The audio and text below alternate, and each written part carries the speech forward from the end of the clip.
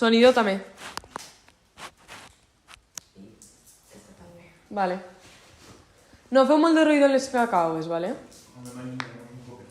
No, de Genive, no... Vale. A veure, comencem per una presentació. Sí. Nom, cognoms, data de naixement i a on? Pues el nom diuen Eduardo Miguel Fallos Alonso. Va néixer el 2 del 10 del 45. A on? Què més? En Ròtova. Ah, sí? En casa, en el carrer Juan Jimeno. Antes naixien tots en casa.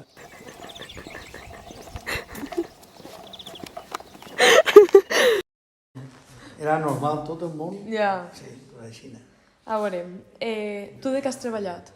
Jo he treballat tota la vida, va estar fins 16 anys, vaig treballar en les granges. Estava cuidant gallines. Però una vegada ja d'això em vaig tirar a agricultura. Tranquil, que no és gaire suficient.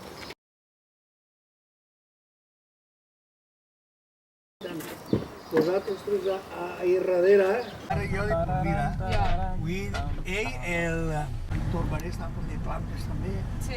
Guai. Això, abans d'anar-me a la mil i anava a l'orquestra, va seguir i tota la vida ha estat jo visquint. Jo guanyava més diners de la música que de la terra, però la terra no me la deixa mai. Ja, això ha sigut una cosa fija. Sí? I és digital la pantalla.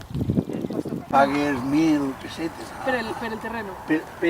D'una fanecada, per exemple. Veure, el canvi que hi ha de, per exemple, quan eres menut o quan eres jove, que treballaves en el camp, quina diferència hi ha ara? Home, jo ho diré, avui nosaltres moràvem jovenets a treballar en la terra, però no fent les mateixes feines, fent feines molt més pesades. Però el llaurador, així com creuen que uno no serveix per res i tires a la terra, si agarres una persona que no sap el tires a la terra, no aprofita per res, ni sap fer res. Eixa professió, la professió d'un llaurador, és a base d'anys, a base d'estar ahí, i a última hora, tu, quan ve un jove, a la terra serveixen tot, no? A la terra no serveixen tot perquè no saben fer la feina.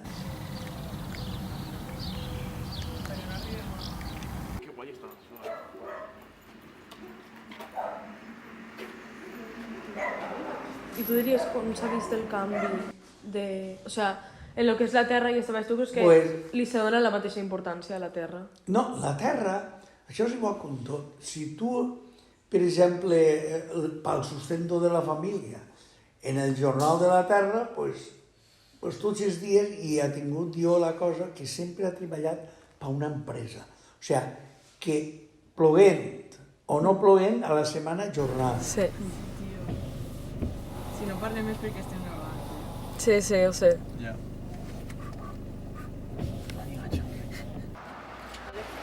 És que no estarà massa... Floreta.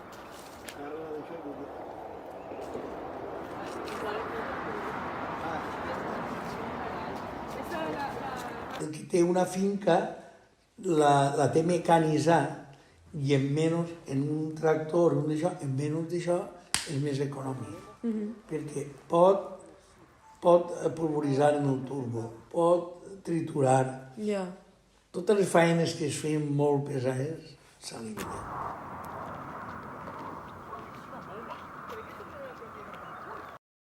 Qui pot fer això? La gent de diners. Clar. O sigui, ara... S'ha industrialitzat, que dius tu, a Xina. Claro. Allí, per exemple, en Villalonga, ja s'han tirat tots a l'aguacate. És un clima molt bo, però ja també tenen això. I els mateixos dueños s'ho porten tot. Per això s'ho han fet. Per diners. Però i el qui no, el té mecanitzat i en 2 pessetes ho porto. Ja.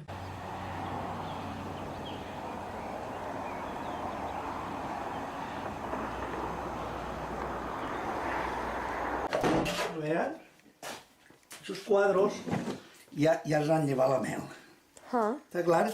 Però aquests quadros es posen ahí, 7 o 8. Això els quadres ells es posen ahí. Sí. I què passa? I, per exemple, en quant a canvi climàtic i contaminació, has notat un canvi d'antes a després? El canvi de la contaminació, nosaltres de moment, el que ens han fet de dalt és que tots els productes ens han llevat moltíssims productes que eren perjudicats per la salut. Claro, ara tires uns productes que són 3 vegades més cars que antes. Però van reduint i ara ja tiren bactèries en els puestos d'abonos perquè siga més ecològic perquè no contamina tant. perquè no contamini tant. I algun canvi malo que vagis notat, vull dir, en quant a la contaminació de, per exemple, la falta d'aigua o la sequera, això ho has notat? Bueno, nosaltres així, saps què passa? Que vosaltres, així com per exemple en Villalonga, teniu la gran sort, tota la part aquesta que reguen del pantano, entonces, con reguen del pantano, l'aigua és molt barata. Ja. Però així tota la zona esta que heu vist vosaltres, tota aquesta zona són pous de rec, són pous de perforació, és d'aqüífers. I, claro, si plou a muntó, la capa freàtica està molt alta, però i costa menys de treure l'aigua per regar. Però si no hi ha sequera, costa doble. Però així i tot, ja està, com van subvencionar tot el goteu així, la subvenció la donen si el pou que rega tot té un abonat general.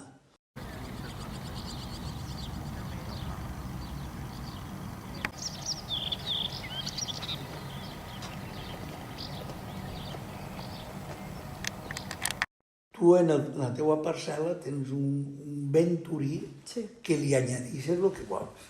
Però avui en dia, per exemple, tu tens un bancal i dius, pues jo pagues l'aigua i l'abono. Però això és car.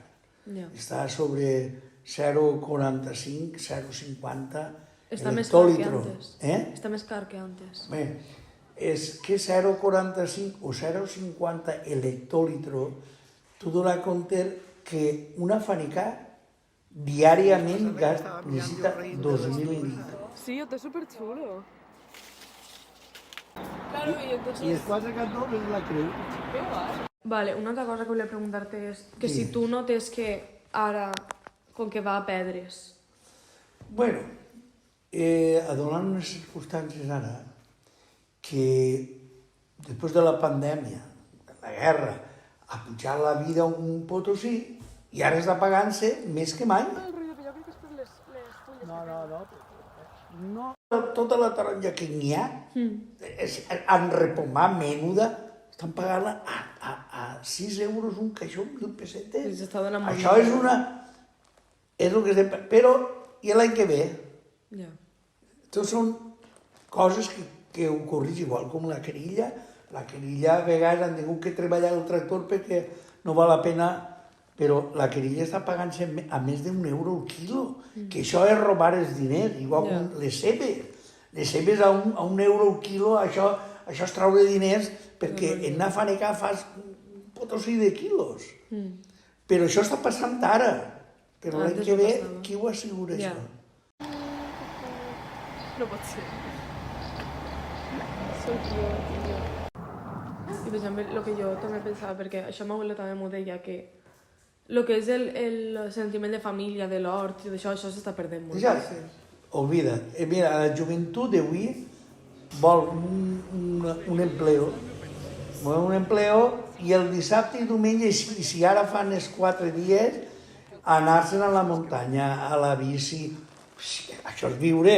N'hi ha que entendre-ho, que això és viure, però això és el que feien abans en els dissabtes, diumenges, això, anar a emplear-ho en els bancals. Les persones estudien i volen, i una vegada cobren un això, no volen fer les feines. Però ningú pensa quan està estudiant, vull treballar de la terra. No. No. I a última hora, que és el que està passant tot, Tu saps, avui en dia tu en 2.000 euros pots comprar una fanica. Bueno, pues Eduard, moltes Ja gràcies. no, Ja està. Ja està. A mi no em toca gaire de dir. Desperta tribolate. Pues ja està. Le va, ja està bé, no? S'ho rebuscarà la tèbia mà que espera algun senyal. Semblava que dormia al seu costat, però ja feia temps que estava desperta. Encara no era més de mitjanit i el gall havia cantat. S'escolten en la cambra dels seus fills rialles, jocs d'infants. I en la foscor ressonen veus dels avis que també estaven desperts, pendents de tot allò que va ocorrent. S'escolten